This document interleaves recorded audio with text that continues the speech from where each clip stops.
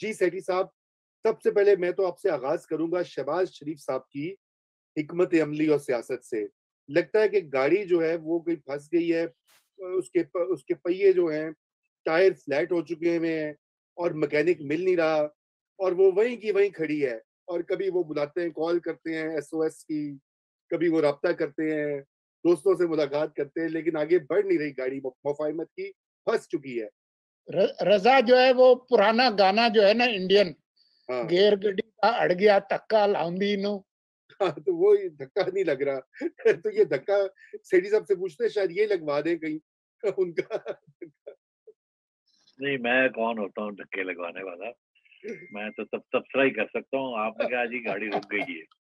Actually बात ये है कि गाड़ी तो 1 साल से रुकी हुई है। मगर शहबाज शरीफ साहब की बड़ी कोशिश रही है कि किसी के साथ आप लोगों के साथ मिलके कुछ धक्के-वक्के लगाए जाएँ और एक दफ़ा ये चल जाए तो शायद मियाँ नवाज़ शरीफ साहब और मरियम बीबी जो है वो मुतमईन हो जाएँ कि चलो अब छकड़ा चलेगा आगे थोड़ी देर तो चलाओ इसको।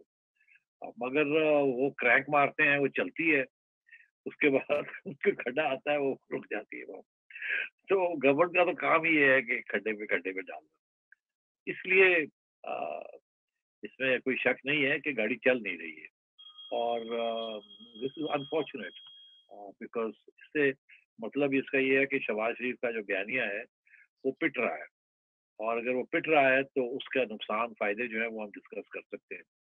मगर याद रहे कि हम तो हमेशा यही कहते रहे कि मियाँ साहब, मियाँ नवाज़ शरीफ साहब और मरियम बीबी जो हैं वो इस वक़्त चुप इसीलिए हैं कि शहबाज शरीफ साहब ने तो बेसिकली जो वो कहा था एक इंटरव्यू में कि मैं पाँव पड़ जाऊँगा, वो पाँव तो पड़ ही गए हैं।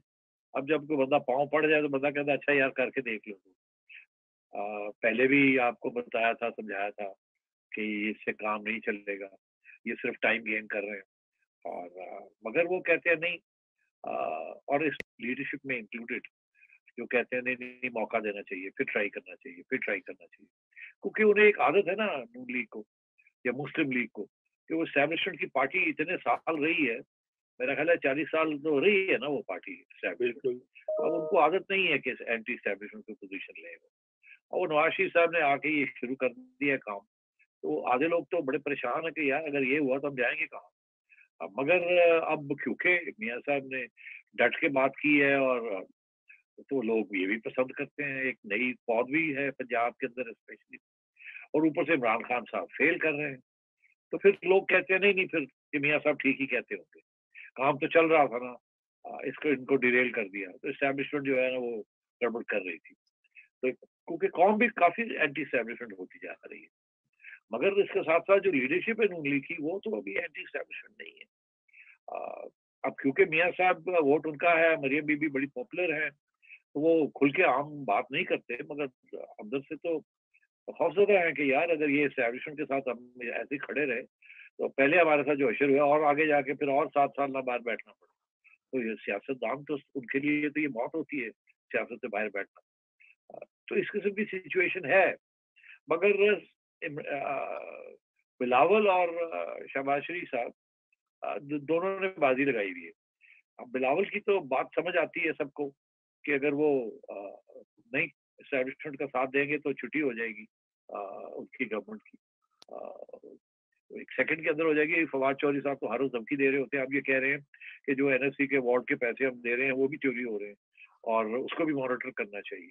वो तो इंतजार में बैठे हैं कि थोड़ा सा इधर उधर हो और हम इनको उड़ा दें। मगर जहां तक शहबाज शरीफ साहब है उनके लिए भी तो देखिए ना ये डू और डाई सिचुएशन। अगर अभी शहबाज शरीफ साहब के लिए जाती तौर पर कोई रास्ता नहीं निकलता तो और वो रास्ता एस्टैब्लिशमेंट के साथ मिलकर ही निकल सकता है उनके लिए। अगर वो नहीं निकलता तो एक तरफ तो केसेस हैं बहुत सीरियस किस्म के जो कि सर पे तलवार चल रही। दूसरी उनकी उम्र भी तो बढ़ती जा रही है ना। मतलब ये ना हो कि 10 साल और इंतजार करना पड़ जाए तो फिर कौन प्राइम मिनिस्टर बनेगा, कौन चीफ मिनिस्टर बनेगा। और इस वक्त time is on the side of Maryam और पाकिस्तान की पॉलिटिक्स जो है जिस किस्म की क्राइसिस गुजर रही है वो it's on the side of Nawaz Sharif. तो इसलिए गाड़ी चल नहीं रही है। मगर मेरा ख्याल है अभी छोड़ेंगे नहीं इस गाड़ी को। अभी भी कोशिश पूरी होगी कि धक्के लगाते रहें, करते रहें। उसकी वजह एक और भी है, या तो कोई टांगा भी साथ नजर आ जाए ना कि जी चलो टांगे से बह जाते कोई और गाड़ी मिल जाए, रिक्शा में बैठ जाते हैं। ना टांगा ना रिक्शा भी नजर नहीं आ रहा। तो अब मियाँ साहब तो लंदन बैठे हैं, वहां तो ब्लैक कैब में वो आते जाते हैं, मगर यहाँ तो कोई ब्लैक कैब नहीं है। तो इसलिए वो ये भी एक मसला है कि भाई अगर इस छकड़े में नहीं बैठेंगे तो फिर कौन सी गाड़ी है, यहाँ तो किराए की गाड़ी भी नहीं मिलती है, और वो अगर किराए की गाड़ी लेनी है तो वो एस्टेब्लिशमेंट ही दे सकती है। वो ही दे सकती है। सेठी साहब, वही दे लेकिन सकती है। लेकिन मियाँ साहब भी तो खामोश हैं। नवाज़ शरीफ जो हैं वो काफ़ी अरसे से वो उन्होंने भी शायद इसी हिकमत अमली को वो कह रहे हैं कि मेरे भाई ने चूँकि ऑर्डर की हुई है उबर या कैब जो भी है, वो अभी आने में टाइम है। तो सरकारी उबर, तो अभी वो भी कुछ खामोशी का इज़हार देखने में आ रहा है उनका, कि वो कुछ कह नहीं रहे। ये आप सही कह समझते रहे हैं हैं कि आप। ये हिकमत अमली है या डिलिब्रेट है नहीं, नहीं, या वैसे? बिल्कुल, उसकी वजह ये है कि शहबाज शरीफ साहब ने ये कहा है कि यार, ये जो भी काम मैं करने जा रहा हूँ, ये रातों रात नहीं होगा। एक तरफ हमें कुछ कोशिश करनी है ब्रिजेस बिल्ड करने की, ताकि कुछ जब वक़्त आए, तो फिर हम तैयार हों। मगर वो वक़्त कौन लाएगा, वो तो ये रेड़े वाली गाड़ी नहीं ला सकती।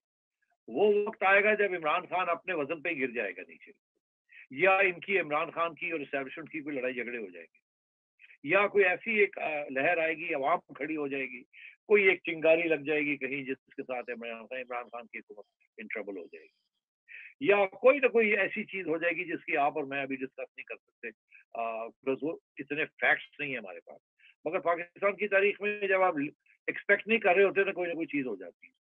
तो ये आर्ग्यूमेंट ये है कि देखें, हम जितना धक्का लगा सकते हैं वो तो आप लगाएं, मगर एस्टेब्लिशमेंट के साथ कश्तियां जो है उनको नहीं जलाना।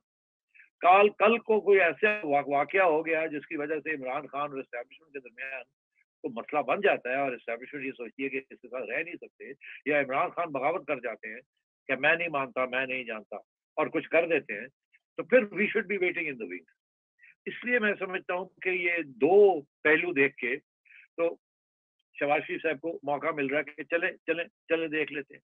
बिकॉज साथ साथ ये भी तो खबरें चल रही होती है ना कि एस्टेब्लिशमेंट के कुछ हिस्से इमरान खान साहब से खुश नहीं है। इमरान खान साहब भी तरीके से कुछ ना कभी वो ऐसे काम कर जाते हैं जिससे सबको जाहिर होता है कि एस्टेब्लिशमेंट तो इससे खुश नहीं हो सकती। मगर फिर वो मरम पट्टी हो जाती है। तो खान साहब भी तो थोड़ा बहुत वो स्प्रेडिंग इज विंग्स। अभी सुनने में ये आया है रूमर, मगर इससे पता चलता है आपको कि लोग क्या सोचते हैं।